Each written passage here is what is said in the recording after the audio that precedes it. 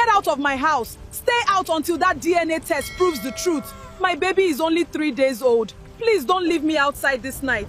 They threw me out of the house at midnight. Me and my 3-day-old baby. In the rain. I still remember the sound. The heavy iron door slamming behind me like a gunshot, and the darkness swallowing us whole. My baby was wrapped in the only cloth I had grabbed before my mother-in-law's hands shoved me through the doorway. My stitches were still fresh. My body was still broken from labor, and I was standing outside in the cold, barefoot on wet sand, holding a child who had not yet seen the sun properly. My name is Adeaze, and this is the story of the worst night of my life and the morning that changed everything. Let me take you back. I married Emeka in 2019. He was not a rich man, but he was warm, hardworking, and he made me laugh. I loved him with everything I had. His family, especially his mother, Mama Chioma, they were a different story. From the very first day I stepped into that compound as a bride, Mama Chioma looked at me the way you look at a stray cat that wandered into your kitchen. Like I did not belong, like I was a problem she had not yet figured out how to solve. I tried. God knows I tried. I woke up before everyone in that house. I swept the compound. I cooked. I washed. I greeted her every morning on my knees the way our culture demands. But nothing was ever enough. She called me this girl. Never Adeaze. Never my daughter-in-law. Always this girl. When I got pregnant, I thought, maybe now things will change. Maybe a grandchild will soften her heart. I was a fool. The moment my stomach began to show, she started whispering.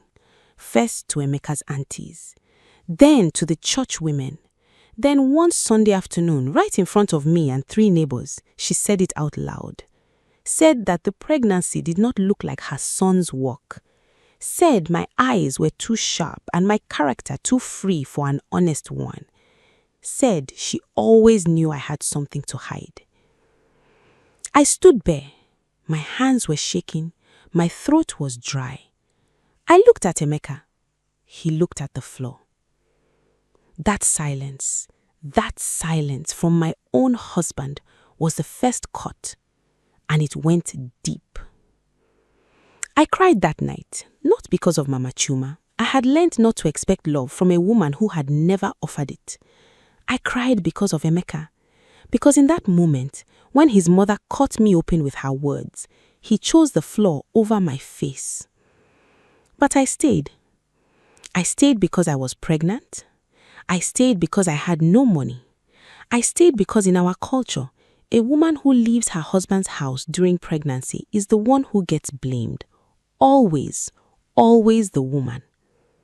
So I stayed and I swallowed and I counted the days until my baby arrived, believing somehow that everything would be better once she came. She came on a Tuesday. Her name was Chidinma, meaning God is good. And for 3 days, I held her and I believed that.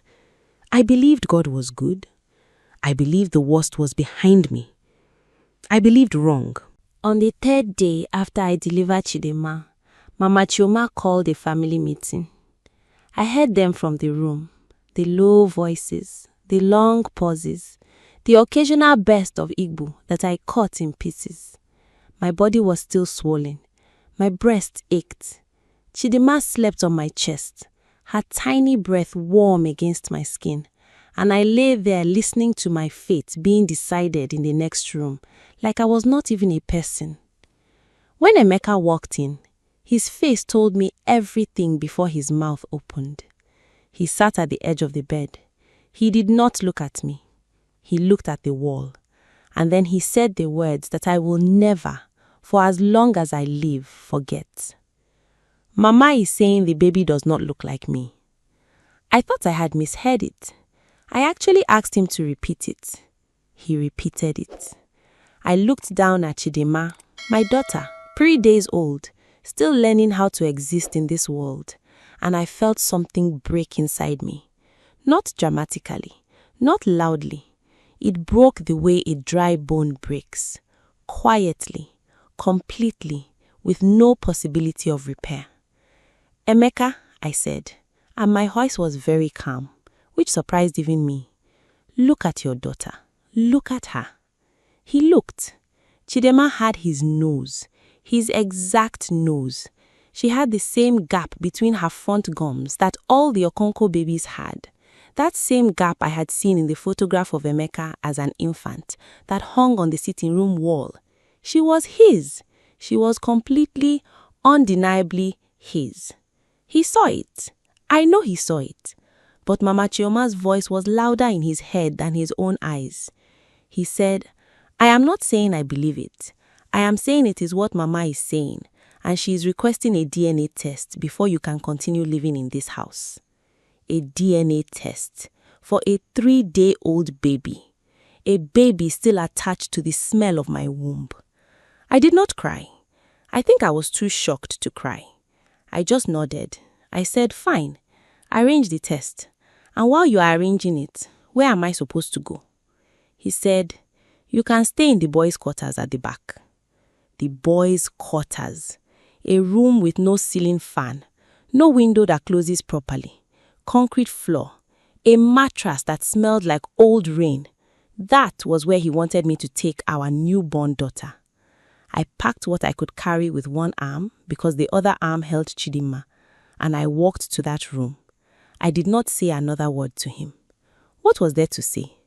The man I married had just told me, in the most polite and cowardly way possible, that his mother's suspicion mattered more than my dignity. I lay on that mattress and I stared at the cracked ceiling, and I made Chidema a silent promise. I will get us out of this. I don't know how, but I will. What I did not know was that the worst was still coming. And if you are feeling this story in your chest right now, please subscribe and follow so you never miss a story like this. New stories drop every week. Now, let's continue. It was Mama Chioma's younger sister, Auntie Ngozi, who lit the final fire. Auntie Ngozi arrived that Friday evening from Enugu. She had not been told the full story, only Mama Chioma's version, which I am sure was colorful and creative and had very little to do with the truth. By the time she finished hearing it, Auntie Ngozi's face was set like concrete. She came to the boys' quarters. She did not knock. She pushed the door open and stood there looking at me on that mattress, Chidima nursing quietly at my breast, and she said, with no greeting, no softness, no humanity, "You cannot stay here. This is not your house. Until we confirm that child belongs to our son, you are a stranger under this roof." I looked at her. "It is raining outside, Auntie." She said, "Then you should have thought about that before you did what you did." I want you to understand something. At that moment, I felt no anger. I had gone past anger. What I felt was something colder and deeper, a kind of grief that sits in your stomach and does not move. Because this woman did not know me. She had never spent 1 hour in my company. She had heard a story from a woman who hated me and decided on that alone that I deserved to be thrown into the rain with a newborn baby. And Emeka, my husband, the father of my child, was sitting in the main house. He heard everything. He did not come out. That was the moment I stopped loving him. Not dramatically, not with crying or shouting. It just left, like a candle that runs out of wax. One moment it is burning, the next moment the flame is simply gone. I wrapped Chidima tighter against my chest. I picked up my bag. I walked out into the rain. The compound had a small zinc roof overhang near the gate, just wide enough for one person to stand under. I stood there. The rain was loud on the zinc above my head. Chidima was awake now, confused by the cold, her small face scrunching toward a cry that she didn't fully release. I tucked her inside my wrapper, skin to skin, and I hummed. I don't even know what I was humming, something my own mother used to sing. And I stood there in the dark, in the rain, outside the gate of my husband's family compound, and I thought, this is the lowest point. This cannot get lower than this. But here is what I also thought, and I want you to hold this because it is the part that saved me. If I survive this night, I will never be powerless again. The rain fell for 2 hours. I counted every minute. Chidima slept against my chest, warmed by my body, knowing nothing of the war being fought over her existence. And I stood. I did not sit in the mud. I did not knock on the door and beg. I stood. And sometime around 2 a.m., when the rain began to slow to a drizzle, I heard footsteps. The footsteps belonged to old Papa Ifeanyi. Papa Ifeanyi was the retired school teacher who lived in the small house directly across from the compound gate. He was in his late 70s, walked with a slight bend in his back, and was the kind of man that people in the neighborhood greeted with both hands. He had buried his wife 6 years before and lived alone, quiet and dignified. He had seen me from his window. He came out in his old raincoat, holding a torch, and he stood at his gate looking at me for a moment without saying anything. Then he said, very quietly, "How long have you been standing there, my daughter?" I opened my mouth to answer, and instead I started crying. Not the polite, controlled crying I had been managing for weeks, real crying from deep in my chest, the kind that shakes your whole body and makes no sound at first because the pain is too big for sound. He did not ask more questions. He opened his gate and said, "Come inside." He gave me his late wife's room. Clean sheets, a pillow that smelled of camphor and old lavender. He boiled water and made tea and left it outside the door without intruding. He found a small plastic basin and warm water so I could clean myself and Chidima properly. He did all of this without asking for anything, without making me explain, without looking at me with pity or judgment. I laid Chidima on that clean bed, and I looked at her small face, and I thought, they are still good people. There are still good people in this world. In the morning, Papa Ifeanyi sat across from me at his small kitchen table and asked me calmly what I wanted to do. Not what I should do, not what culture demanded, what I wanted. I told him the truth. I said I wanted the DNA test done immediately so that the lie could be buried. I said I wanted to leave that compound and never return. I said I had a younger sister in Lagos who had a room and had been calling me for months, begging me to come. I said I had a small skill.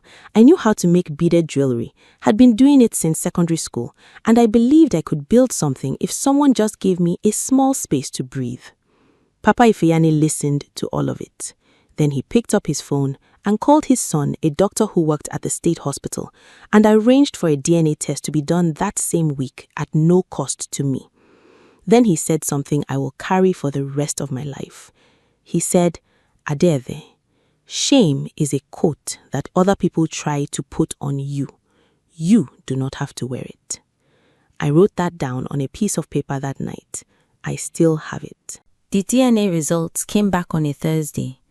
I was not there when Emeka received them. I heard the story later from 3 different people, which is how you know it is true. When 3 people tell you the same thing without being asked, it happened exactly that way. The results confirmed what any person with eyes already knew. Chidima was 99.9% Emeka's biological daughter. What happened next in that house, I am told, was not quiet. Mama Chioma tried to say the test was wrong. She actually said that, said laboratories make mistakes, said she still had her suspicions, said something was not right about the whole thing. And that was when Emeka's eldest uncle, who had driven in from the village specifically because he had heard what was done to me, stood up in that sitting room and said words that apparently no one had ever said to Mama Chioma in her entire life. He said, "You threw a nursing mother into the rain. based on nothing, based on your mouth and your hatred, and now you want to say the result is wrong? What kind of woman are you? They tell me Mama Chioma began to cry. They tell me Emeka sat with his head in his hands. They tell me Auntie Ngozi quietly picked up her bag and said she had to return to Enugu urgently. I was not there. I was at Papa Ifeanyi's house, feeding Chidinma and braiding a new set of beaded necklaces that his neighbor, a boutique owner, had agreed to sell on my behalf. When Emeka called me, I let the phone ring. He called 7 times. On the 8th, I picked up. He was crying. He said he was sorry. He said he should have stood up for me. He said his mother had poisoned everything and he had been weak and he knew it and he was asking me, begging me to come back. I listened to all of it, every word. And when he finished, I said, Emeka, I forgive you. I forgive you because carrying unforgiveness is too heavy and I have a daughter to carry instead. But I am not coming back. Not now, maybe not ever. Because a man who watches his wife stand in the rain and does not open the door, that man has already made his choice. I am just finally making mine. He had no answer for that. I ended the call. Chidinma was looking up at me from the mat with her big, quiet eyes, and I smiled at her. A real smile, the first real smile in a very long time. We are going to be okay, I told her. Watch. 3 months later, I was in Lagos. My sister Anneka had a single room in Mushin, small and noisy and full of life. Her neighbors cooked with their doors open. Children ran through the corridor at all hours, and every evening the smell of frying plantain drifted through the entire building. It was cramped. It was loud. It was the most alive I had felt in years. I set up my jewelry business on a small table in the corner of that room. Chidinma slept in a cot beside me while I worked. Anneka watched her during the day while I attended a short business training that a women's cooperative in the area ran for free. I learned about pricing. I learned about packaging. I learned how to photograph my pieces properly with just a phone and a piece of white cardboard. I opened an Instagram page. In the first week, I had 11 followers. 9 of them were people I knew personally, and 2 were strangers who had stumbled in. But I posted every day. Every single day I showed my work. A new piece, a close-up of the beads, the colors, the patterns. I wrote small captions about each one, sometimes about the design, sometimes just honest things about being a young mother starting over. One evening, I posted a necklace I had made, deep green and gold, the colors of the Igbo ceremonial cloth, and I wrote honestly in the caption. I did not use my full name. I just said, made this while my daughter slept. We have been through a rough season, she and I, but beauty still comes out of hard hands. I woke up the next morning to 4,000 likes and over 200 comments. A fashion blogger in Abuja had shared it. Then a UK-based Nigerian influencer had reshared that. By afternoon, my page had 11,000 followers. My DMs were full. A boutique in Victoria Island sent me a message asking for 40 pieces. A wedding planner in London asked if I shipped internationally. I sat on that small bed in Mushin, Chidinma in my lap, phone in my shaking hand, and I cried. But this time, the crying was the good kind, the kind that means something has shifted, the kind that means the ground beneath your feet has finally decided to hold you. I want to tell you what happened with Mama Chioma, because the story does not end without it. 6 months after I left, she fell ill. Nothing life-threatening, but she needed help in the house, and Emeka was working long hours. He called my sister and asked if I would consider speaking with his mother. Just speaking. I agreed. Not for Emeka, not for the marriage. That chapter was closed, and I had accepted it with both hands. I agreed because I am my mother's daughter, and my mother always said that when you forgive someone, you are not releasing them, you are releasing yourself. Mama Chioma came to the phone. I could tell immediately that she was a woman who did not apologize easily. It cost her something to dial that number, and we both knew it. She said, "Adeazi, I was wrong. Not sorry, not please forgive me, just I was wrong." 4 words, but from a woman like her, those 4 words were a mountain moved. I said, "I know, Mama, I know." And I called her Mama for the first time. I had never called her that before, not because she had never earned it, but now because she had finally reached for something real. We did not become close after that. Life is not a film. Reconciliation is slow and complicated and often incomplete. But the poison was gone. And Chidinma, when she is old enough, will know her father's family without hatred between them. As for me, today my jewelry brand ships to 12 countries. Chidinma is 2 years old. She loves beads. She sits beside me at my work table and holds the strings with her fat little fingers, completely convinced she is helping.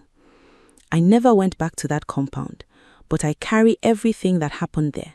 The rain, the cold, the darkness, Papa Ifeanyi's touch cutting through the night, the feel of my daughter's heartbeat against my chest when the whole world had shut its doors. I carry it all. Because that night outside in the rain taught me the one thing no one could have taught me gently. It taught me that I was stronger than every single thing that tried to break me.